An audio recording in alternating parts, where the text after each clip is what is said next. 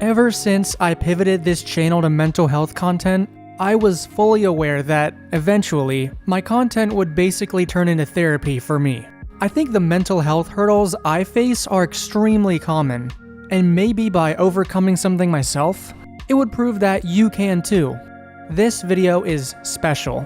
After years of searching for answers to the struggles I've been going through, for the first time ever, I feel like I hit the nail right on the head with this one. This is a problem I've been struggling with for a while, and I can't wait to finally fix it. Or at least soothe it over a little bit.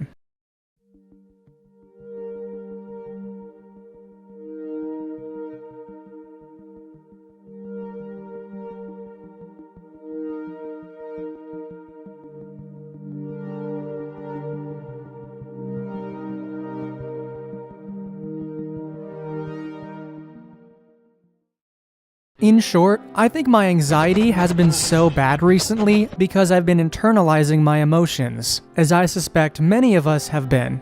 What does that mean? Well, imagine you're in a conversation with somebody. Maybe you're overthinking everything you say and do.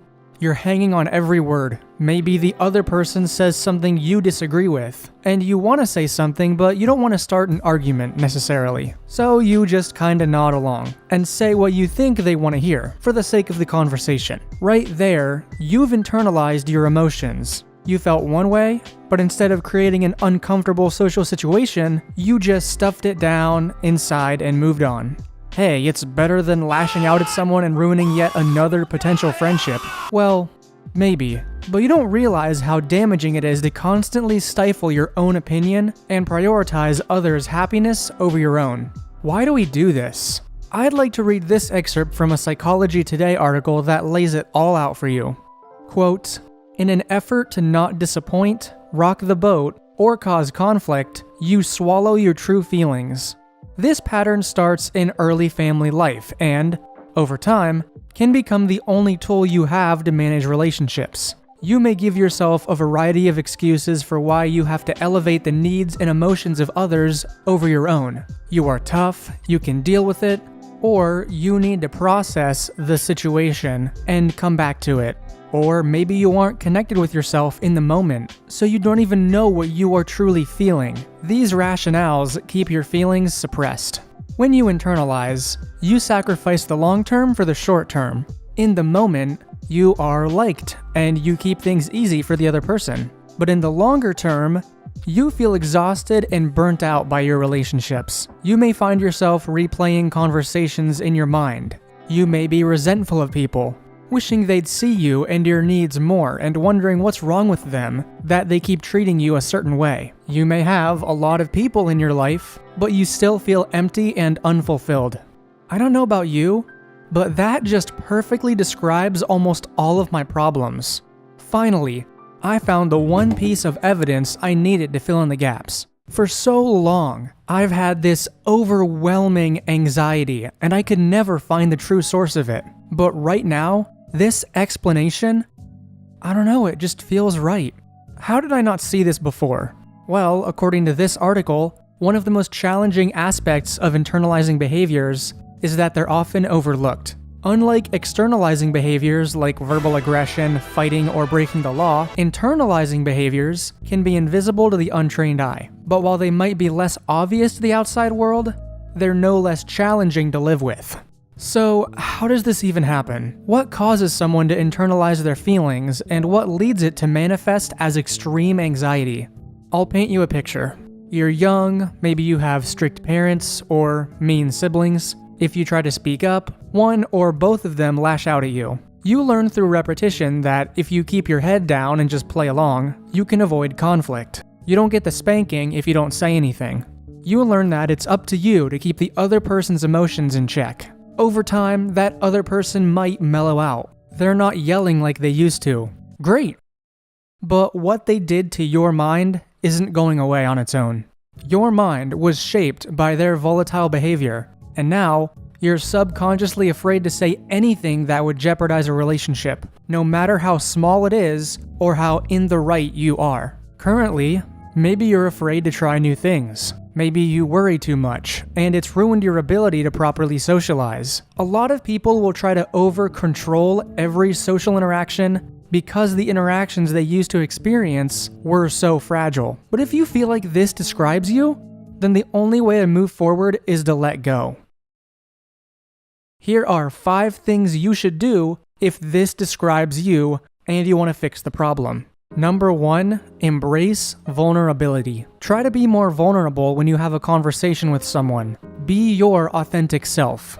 If things just aren't really working out and you're not vibing with them, tell them. If they say something that offends you or makes you uncomfortable, tell them. If they don't stop, then you need to stop talking to them. Maybe someone invites you to hang out and they want you to go to the bar, but you don't feel comfortable going to the bar. You really want to hang out with this person, but the bar is just way too many people. Tell them you'd rather go somewhere a little more low-key. Don't devalue yourself just to be part of a relationship. And don't think you always need to absorb that discomfort. Sure, sometimes you have to do things you don't want to do, but you'll know when you're too accommodating.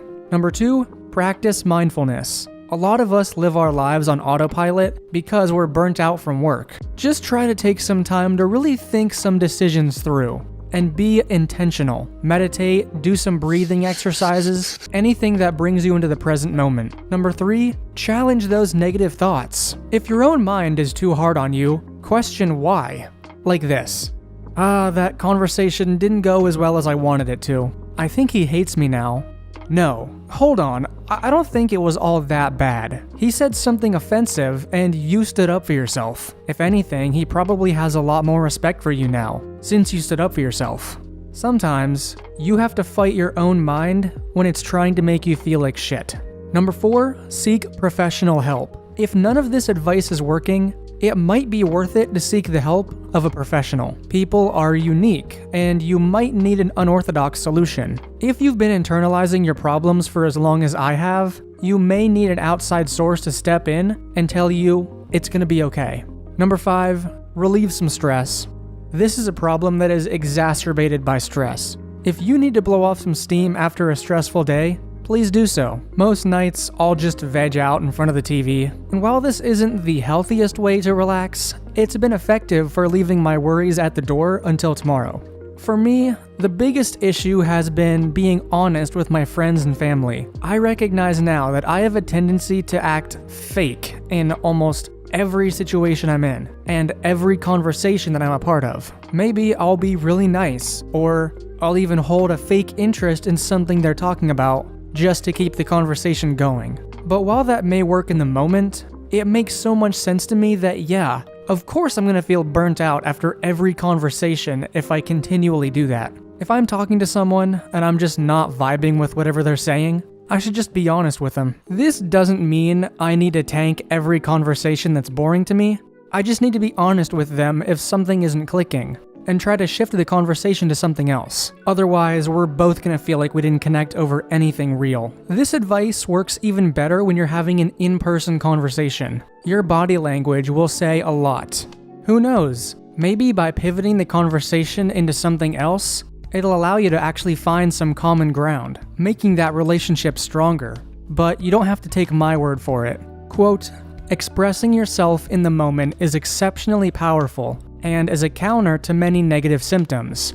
Do it and you will walk away feeling lighter and restored in some way. You will sense the presence of a more authentic version of yourself. Instead of wishing you'd said something differently or feeling resentful or alone, you'll feel set free to be your real self. Most importantly, the more you express your real self, the more meaningful connections in your life will display themselves in high resolution. You'll see that the presence of your real self deepens in interaction, that you feel closer to people, or that someone is now more interested or curious about your needs than you had originally thought. You'll learn that people aren't nearly as fragile as you imagine, and they can handle you, your feelings, or even your need to let them down or disappoint them on occasion. It's also true that some won't vibe with this more real version of you. You probably have some connections who like that you put yourself to the side and elevate them. It can be a vulnerable feeling to put yourself out there and not feel as if that self is acknowledged or valued. Still, It's important to know where you stand with people so you don't waste precious resources of time and energy on people who can't appreciate you fully. So yeah, that's this whole video. I assume this one is going to be much shorter than my usual videos, but I didn't want to beat around the bush on this one. I found an answer to one of my problems, and I wanted to share it with you. So, let me know if this video resonated with you at all. I suspect that a lot of us had parents with high expectations, or ones that could get very upset very easily. Maybe you had a hard time being yourself as a kid, but now that you've realized it, you can talk to someone you trust and finally start being yourself. On our Discord server, we have forum posts where people can discuss what was said in each video. I've gotten a lot of comments from people who have had trouble with the invite link. We're trying to resolve that behind the scenes. Make sure you're clicking the button to accept the rules.